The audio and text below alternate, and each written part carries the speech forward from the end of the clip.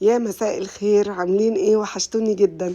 تعالوا بقى نشوف اللون التحفة ده عملناه ازاي والطريقة بالتفصيل، ونشوف الشعر قبل كده كان فيه ايه. شعر متعدد الالوان، طالع جذور شعر ابيض، وكمان رقم 4 في الشعر، وتحت كان فيه اصفر قديم مع جزء برضو بني.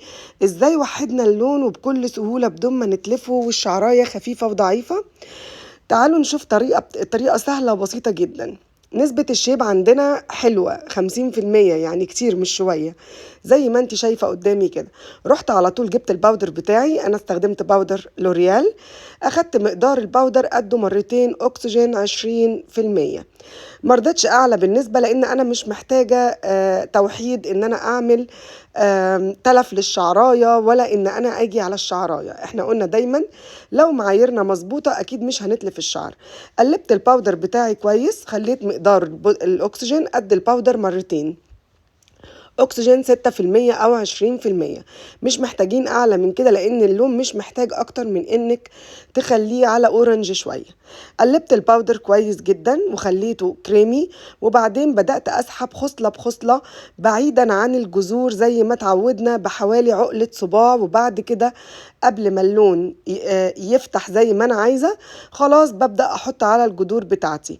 اهم حاجة ما تنسيش تشبعي الخصلة كويس وتدلكيها كويس قوي.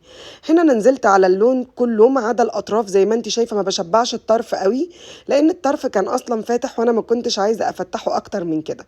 كمان استغلينا ان كان في خصل قديمة في الشعراية من الاطراف، كانت يعني عسلي، خليناها كده حلوة. ادتنا اضاءات حلوة قوي كأن احنا عاملين تمويجة في الشعراية. ما انت لازم برضو تتعلمي ازاي تتصرفي في الشعر بدون ما ترهقيه او تهلكيه. الالوان دي هتنفعنا قوي، جاي رمضان والعيد، كل سنة وانتوا طيبين. فتعلمي طريقة السحب الصحيحة. كمان ما تنسيش قلنا تدليك الشعر مهم جدا علشان اشبع الخصلة كويس واوصل الباودر بتاعي بكل سهولة. هنا انا احتجت تفتيح تقريبا لدرجة 6.5 7، يعني اورنج خالص، مفيش اي مشكلة. كمان ما استخدمناش اي حاجة غير الوانات سهلة وبسيطة، عملنا ميكس حلو قوي هنشوفه دلوقتي مع بعض. بس اهم حاجة نبعد زي ما قلنا 1 سنتي عن الجذور زي ما انت شايفة كده، يعني قد عقلة صباع. ممكن تبعدي شوية كمان لو تحبي، لو شعرك غامق قوي. لكن لو شعرك مش غامق قوي ومحتاجة سحب بسيط، ممكن تقربي زي ما انا قربت. زي ما انت شايفة كده انتهيت من السحب، سبته تقريبا 20 دقيقة. هو كل شعر بيقعد على حسب يعني هو بيسحب امتى، لكن لازم تحسبي على الساعة. لو عدى 45 دقيقة لازم تغسلي شعرك.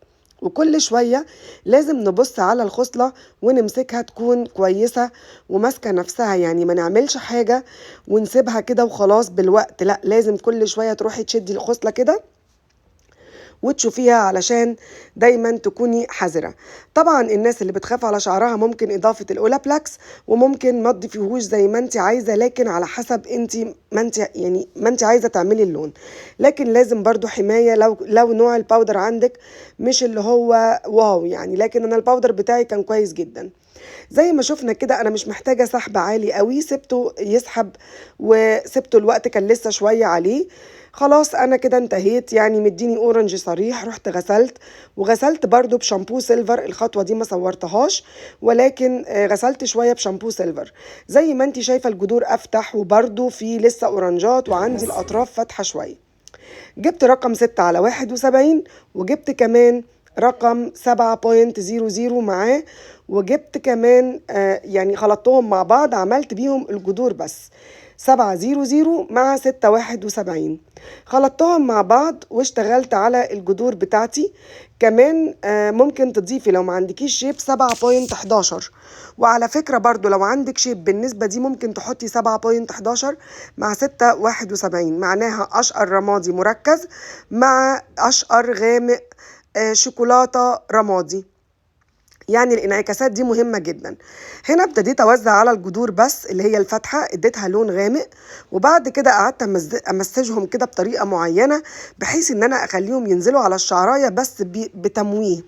هنرجع نخلط صبغة تاني، خدي بالك من النقطة دي كويس جدا، يعني مش دي الصبغة اللي هنشتغل بيها على الشعراية كلها. هنا انا انتهيت تقريبا من حوالي 5 أو 6 سنتي من الجذور. يعني حطيت 5 أو 6 سنتي على بعد، مش بس في 2 سنتي. كنت حابة أعمل اللون مموج شوية، يعني ما خليهوش في الجدر لون وتحت لون تاني.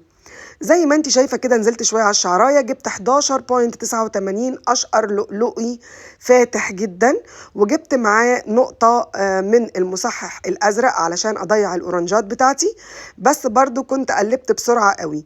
وحطيت معاه شوية من شامبو سيلفر، حبة صغننين قوي زي ما انت شايفة، نقطة بس كده بتساعد معايا على ان انا اخفي خالص القرنجة من الشعراية. قلبت مكست الصبغة بتاعتي مع اكسجين 20% زي ما انت شايفة، خليتها كويس جدا مدموجة، وابتديت اوزع على اطراف الشعر من نص الشعرايه كده من بعد ما خلصت الجذور، وتاخدي بصوابعك الاتنين كده من الجذور تشبعي على تحت او تقلبيه في الاخر، بس اهم حاجه ينزل زي تمويجه كده على الشعرايه. طبعا بنسيبه الوقت المحدد بتاعه، مش لازم تحديد، كل شويه بنبص على الشعرايه.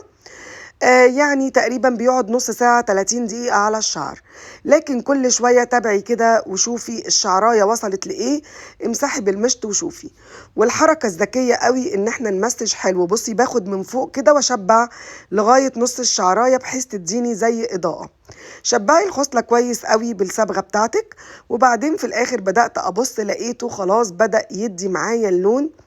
رحت غسلت بالشامبو بتاعي زي ما انت شايفة كده، وبوريكي برضو وانا بغسل.